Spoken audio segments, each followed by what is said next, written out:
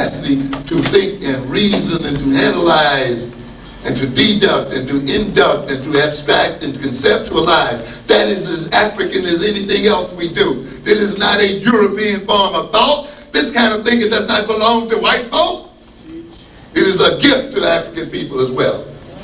And I don't care how Afrocentric somebody is. Don't let them come in and tell you that to think analytically and to think abstractly and objectively is European and Eurocentric. It's not the mode of thinking that counts. It's for what you use the thinking that counts. There's no sin in thinking abstractly.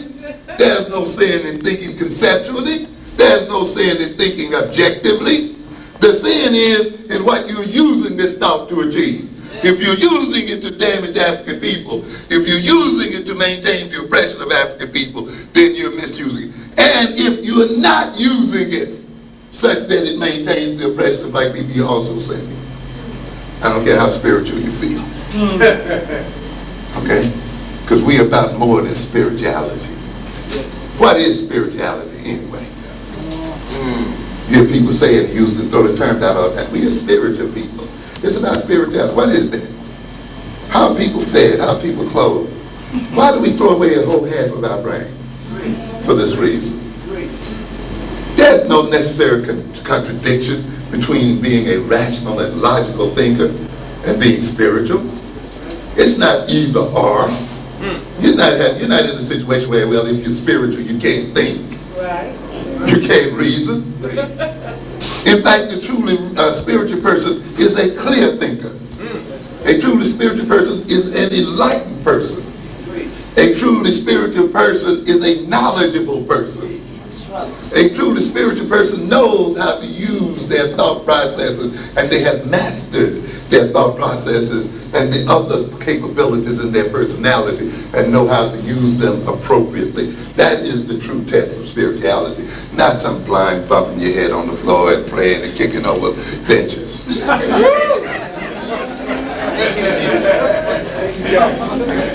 Yeah. We got some people who want to do that. And we've convinced our youngsters that another youngster, a black youngster that wants to learn is acting white. That another black youngster that wants to study is being non-black. That another youngster that wants to read and so forth is somehow effeminate, is a boy. You got to get rid of that crap. That's made to maintain white men in power. That's nothing to do with being African. Because that kind of thing means the black man is being chumped. And it hurts me so bad when I walk and I ride these subways and all I see is the chumpiness of black boys who've let these white boys jip their minds. Who are what the white boy needs for them to be, and they call themselves being African or being black and identifying with this nonsense. And yet we have that.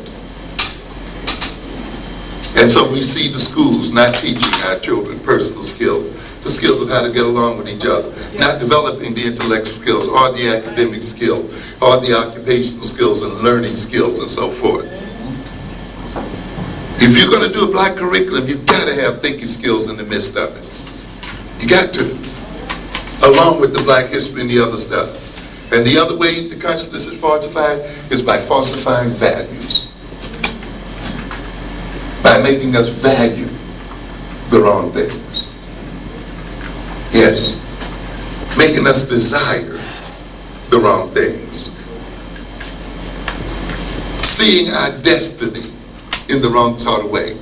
Seeing it as being one lifelong consumer activity where we are obsessed by nothing but buying and eating and consuming again and again and again.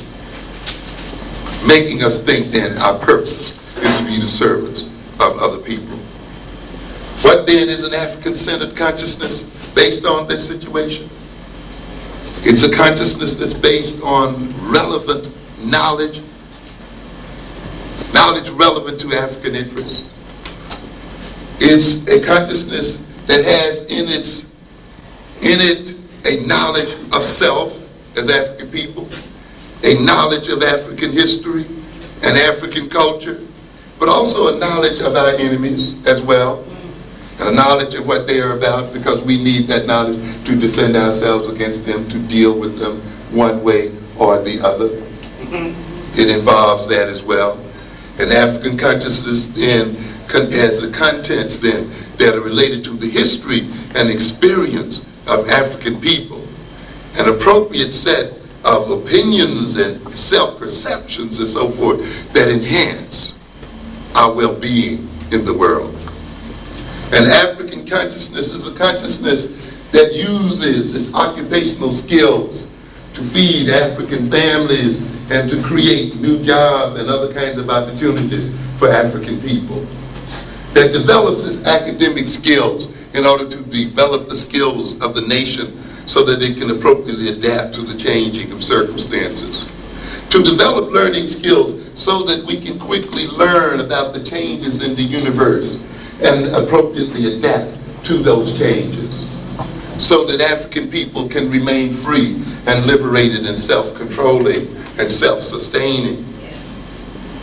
An African-centered consciousness then is a consciousness whose desires are regulated in terms of the interests of African people, in the interests of African values, whose desires, when they are fulfilled, enrich other African people, whose values, when they are realized, strengthen other African people and strengthen the African race.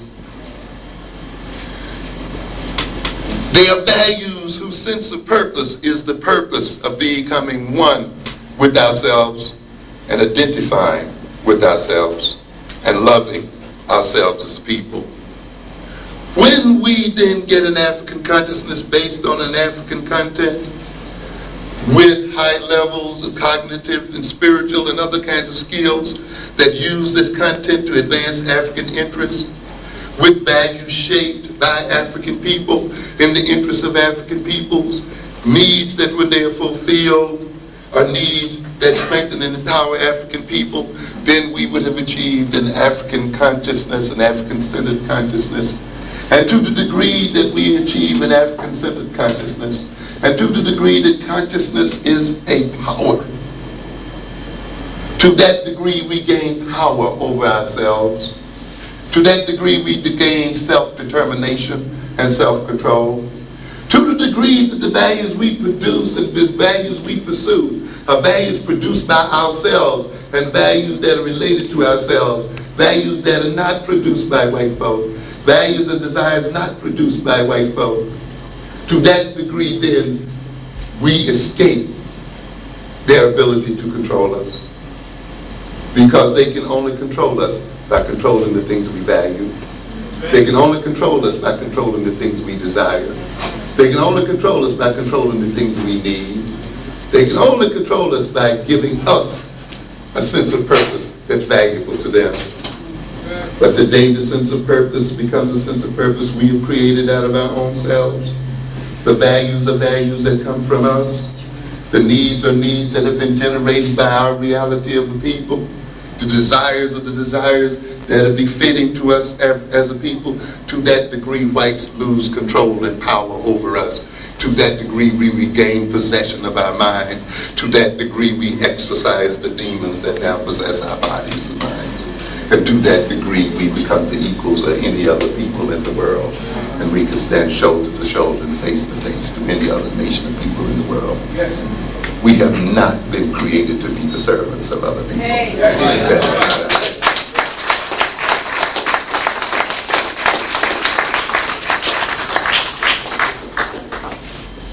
This definition then will let us know, and we can translate it into concrete things. We can translate it into an educational curriculum. We can begin to look at then what our children must be taught in terms of this type of consciousness. What kind of values must we ultimately create in them, and what kind of skills must we develop in them in terms of where we must go as an African people. And I will bring it to a close here. You must begin to recognize that the position we are in today is not due to, some of the things people talk about. To a great extent, the position that we are in today as African people is the result of powerlessness.